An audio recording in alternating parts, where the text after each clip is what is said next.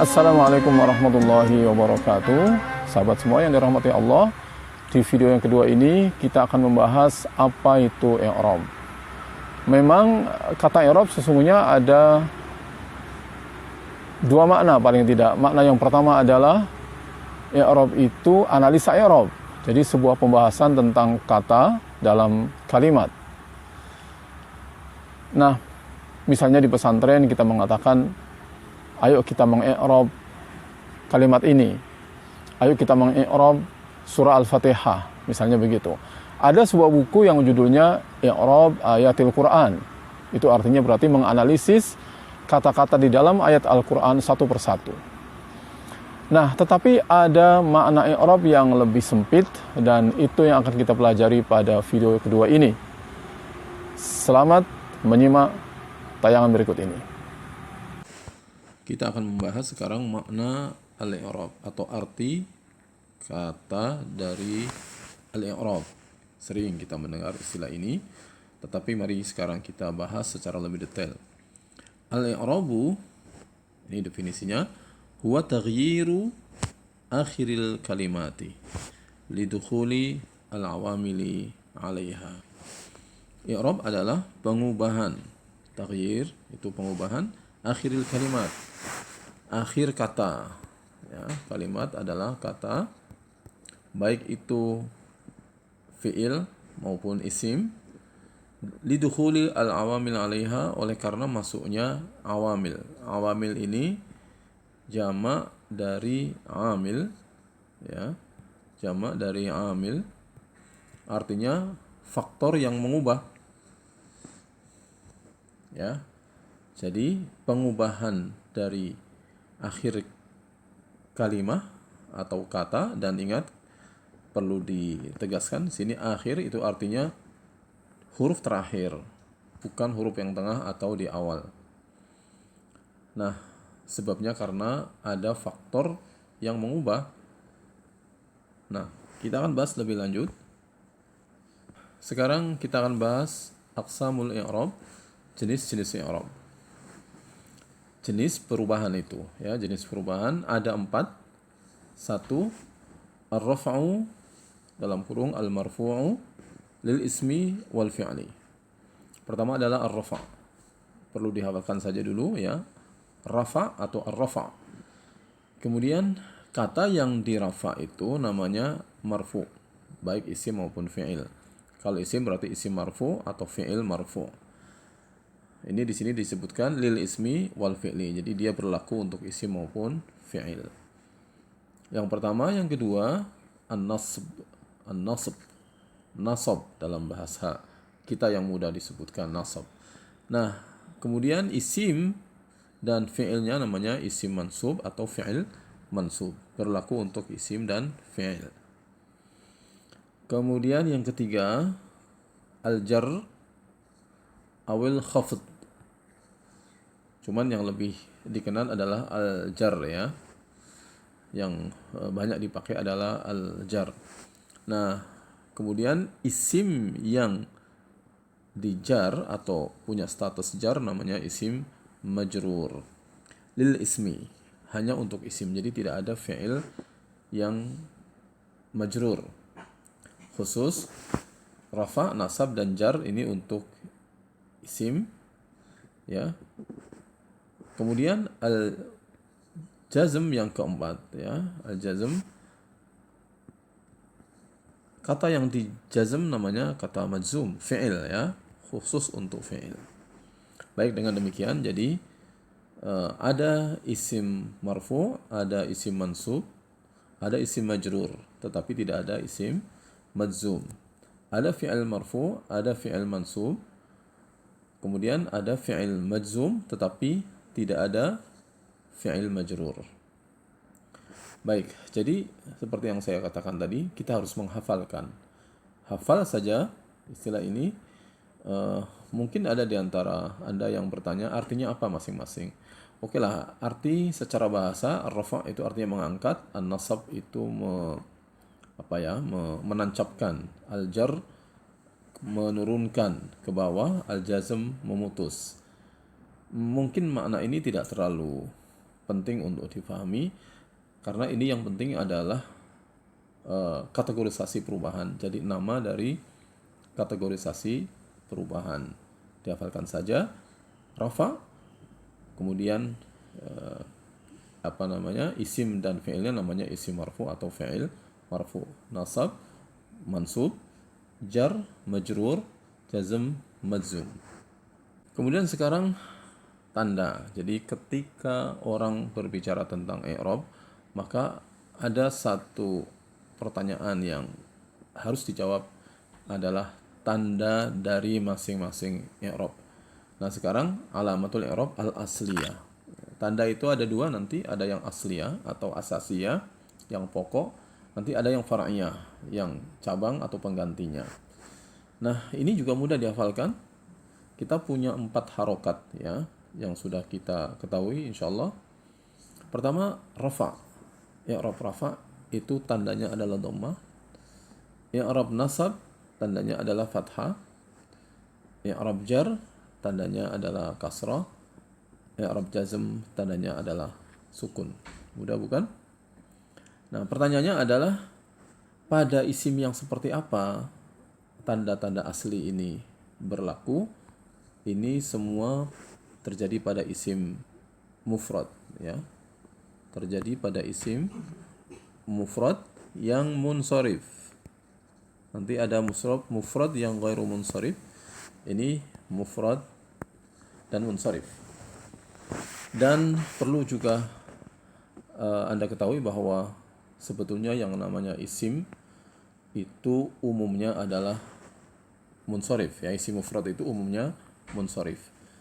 Ada beberapa kekecualian yang ghairu munsharif. Jadi Anda tidak pusing karena umumnya isim mungkin 90% itu adalah munsharif kalau itu adalah isim mufrad. Nah, karena itu kita hafalkan saja juga ini bahwa rafa identik dengan dhammah, nasab dengan fathah, jar dengan kasrah, jazm dengan sukun. Baik, sekarang kita ke contoh. Di sini ada kata al-ustad, diulang-ulang ya. Pertama di al-ustadu hadirun, kemudian innal ustada hadirun, hada kitabul ustadi. Kemudian yang terakhir ini yang saya maksud, al-ustadu lam yahdur. Baik. Yang pertama bahwa al-ustad ini adalah isim mufrad yang munsharif. Ini contohnya. Al-ustadu hadirun, ustad itu hadir. Ya, di sini al-ustad adalah marfu. Ya. Karena itu tandanya adalah dhammah. Ya, sangat jelas ya. Innal ustada hadirun. Innal ustada karena ada inna maka dia mansub. Ya. Mansub, kemudian tandanya sangat jelas juga di situ fathah. Oke. Kemudian hadza kitabul ustadi. Karena ini adalah mudhaf ilaih, dia majrur. Ya, di sini majrur dan tanda jarnya adalah kasrah. Baik ya. Nah, itu adalah contoh. Yang terakhir ini fi'il ya. Karena yang jazm al-ustadu lam yahdur. Ustad belum datang. Ini adalah fi'il majzum. Ya, bukan isim. Tandanya adalah sukun. Oke. Ya, sangat simple, sangat sederhana. Jadi sekali lagi kalau itu isim mufrad maka menggunakannya adalah tanda yang asasiyah atau yang pokok, yaitu bahwa rafa tandanya dhammah, nasab tandanya fathah, jar tandanya kasrah, sedangkan jazm tandanya sukun. Baik, sekarang kita ke tanda yang bukan asasiyah, alamatul i'rabi al-far'iyah. Nah, yang far'i itu artinya yang tambahan, yang bukan pokok, pengganti gitu ya. Nanti ada istilah niyabah atau pengganti. Yang pertama adalah fathah untuk jar. Ingat ya, di asasiyah itu fathah itu biasanya adalah untuk nasab, tapi ini fathah untuk jar. Pada isim apa? isim ghairu munsharif. Nah, ini saya kasih contoh di sini kalimatnya, ya. Hasanun min Misra. Hasan dari Mesir. Misr. Nah, ini ghairu munsharif, bisanya di dhammah, ya. Kata Misr ini ghairu munsharif, bisanya di dhammah dan di fathah. Ketika dia majrur karena ada min, maka jarnya menggunakan fathah. Misra. Al-fathah lil jar. Nah, ini niyabah tentu saja. Kalau seperti ini, niyabatun anil kasroh, harusnya misri, tapi karena tidak boleh sehingga di fathah. Nah, fathah itu adalah gantinya kasroh. Nanti dalam redaksi i'rab dikatakan niyabatan anil kasroh. Itu yang pertama. Kemudian yang kedua sekarang, al kasratu lin nasbi. Umumnya kasroh itu untuk jar. Nah, tetapi sekarang kasroh untuk nasab. Di mana fi jam'il muannats salimi, di dalam jamak muannats salim. Ini contohnya. Inna talibati hadiratun. Sesungguhnya para siswi, talibat, ya, para santri perempuan, hadiratun pada datang. Nah, di sini mestinya kalau habis inna, ya, kalau pada isi mufrad fathah. Tetapi karena ini jama' muannats salim, maka fathahnya diganti dengan kasrah. Niyabatan anil fathah. Gitu ya. Niyabatan anil fathah. Jadi kata at-talibat sebagai isim jama' muannats salim hanya menerima harokat dhammah dan kasrah saja, tidak menerima fathah. Ini agak berbeda dengan, jadi mirip Mesir, cuman beda sedikit. Kalau yang Mesir ini ghairu munsharif hanya menerima dhammah dan fathah, sedangkan jama' muannats salim hanya menerima dhammah dan kasrah, tidak menerima fathah. Baik, ya, itu contoh untuk far'iyah yang pertama dengan yang kedua. Berikutnya yang ketiga, al-alifu lirraf'i fil ismil musanna. Alif untuk rafa, ya. Kalau rafa itu kan biasanya pakai dhammah. Sekarang alif untuk rafa di mana? Di isim musanna. Baik. Ini contohnya, ar-rajulani indonesiani. Dua laki-laki itu orang-orang Indonesia. Jadi di sini tandanya bukan, ini kan marfu', ya. Ar-rajulani marfu' sebagai mubtada, indonesiani ini marfu' juga sebagai khobar. Tapi tandanya ada di alif ini. Gitu. Ini juga di alif ini sama-sama. Karena apa? Karena isim musanna, ya. Dimana kalau isim musanna ini tanda rafa'nya adalah alif, nanti tanda jar dan nasubnya adalah ya. Baik, itu yang ketiga. Lalu yang keempat, al-wawu lirraf'i, wawu untuk rafa. Sekali lagi, biasanya wawu itu atau rafa itu dhamma, di sini tandanya adalah wawu, huruf wawu, di mana di jamak mudzakkar salim.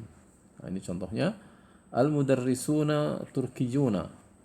Para mudarris itu adalah orang-orang Turki. Nah, ini juga mubtada, yang mudarrisun marfu, turkiyun juga khobar, juga marfu. Sama-sama marfu, tandanya adalah di sini huruf waw sebagai tanda. Jadi bukan pada fathahnya. Kalau di atas di isi musanna bukan pada rajulani, kasrohnya bukan di sini, tapi alifnya. Kenapa? Karena yang kasroh ini tidak berubah, ya. Tidak berubah. Al-mudarrisun juga demikian, fathahnya ini tidak berubah. Yang berubah nanti adalah wawu, berubah menjadi ya jika itu mansub atau majrur. Baik, untuk yang kelima, al-ya'u lin nasbi wal jarri fil ismil musanna wa jam'al mudzakkaris salim. Ya pada nasab. Nasab itu tanda aslinya adalah fathah, tapi ini menggunakan ya. Kemudian juga jar. Jadi ya itu untuk nasab dan jar, di mana di isim musanna dan isim jamak mudzakkar salim. Ini contohnya, innad dhaifaini ustadani. Sesungguhnya dua orang tamu itu, dhaifaini ustadzani adalah dua orang ustadz. Ini mansub, nasabnya pakai ya. Karena ada inna maka ini mansub. Kemudian ini khobaru inna marfu. Marfu'nya pakai alif. Gitu ya. Jadi ini yang mansub, ini marfu. Ini contoh dari isim musanna. Kemudian yang terakhir yang keenam, subutun nuni wa khazfuha fil af'alil khamsah.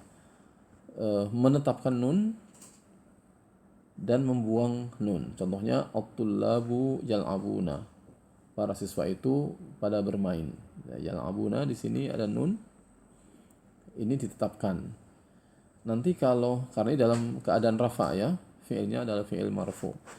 Nah, ketika ada lam di sini maka fi'ilnya tidak lagi marfu.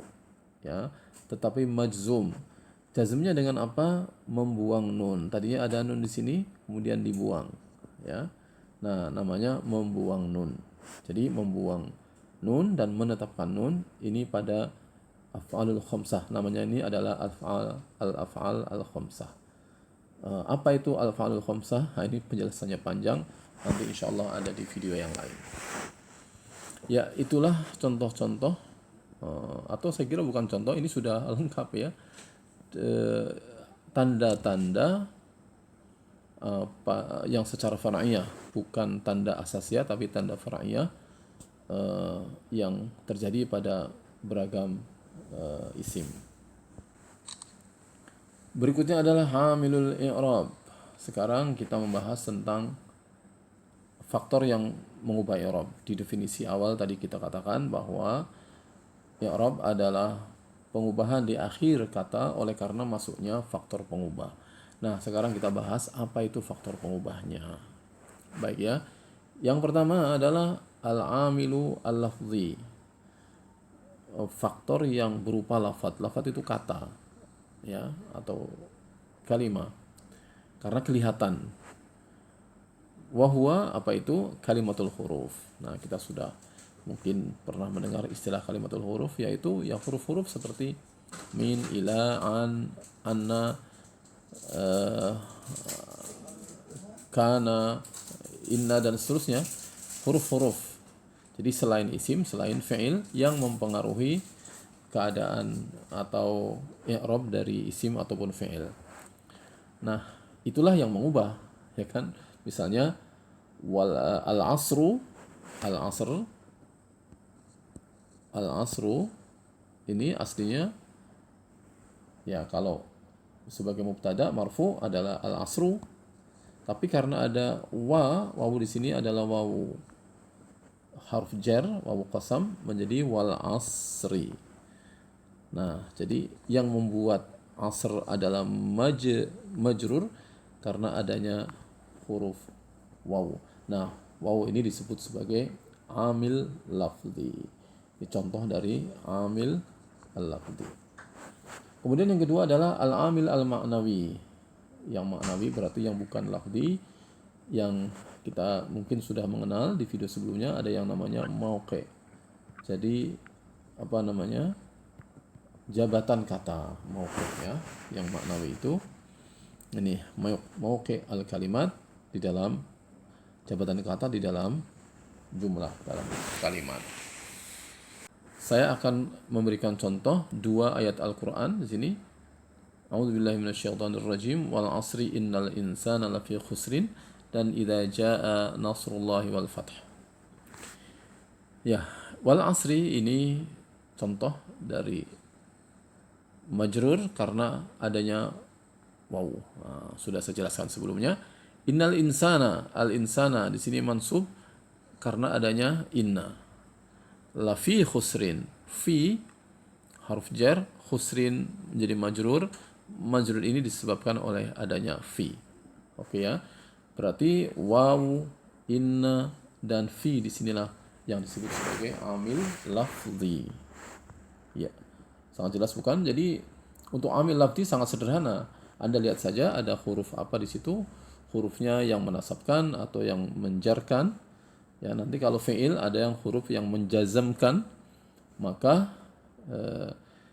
Kalimat setelah itu i'rabnya kemudian dipengaruhi oleh huruf itu. Sederhana bukan? Nah, sekarang untuk ayat yang kedua, idza jaa nasrullahi wal fathu. Nah, ini nasru di sini marfu dengan dhammah. Kenapa? Karena jabatan dia sebagai fa'il.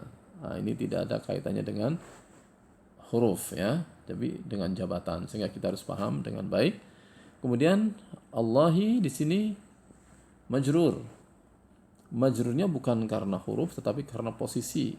Strukturalnya atas nasr adalah mudhaf ilaih. Ya. Karena mudhaf ilaih dia menjadi majrur. Kemudian al-fathu. Fathu ini namanya, kalau wawu di sini huruf ataf, al-fathu namanya ma'tuf. Ma'tuf kepada siapa? Ya, kepada nasru. Nah, di sini. Sehingga ini disebut sebagai ma'tuf. Oke, ma'tuf ala nasru. Jadi marfu'nya karena diatafkan kepada nasr, bukan karena huruf, ya. Sekali lagi bukan karena huruf. Nah, itulah yang di bawah ini ada fa'il, ada mudhaf ilaih, ada ma'tuf. Ini disebut sebagai amil ma'nawi. Baik ya, saya kira ini sudah sangat jelas pembahasan tentang i'rab, dari mulai definisi, lalu pembagian i'rab atau jenis-jenis i'rab, lalu kemudian tanda-tandanya baik yang asasi maupun yang far'i, sampai yang terakhir adalah amil atau faktor pengubah i'rab. Mudah-mudahan jelas. Sekian.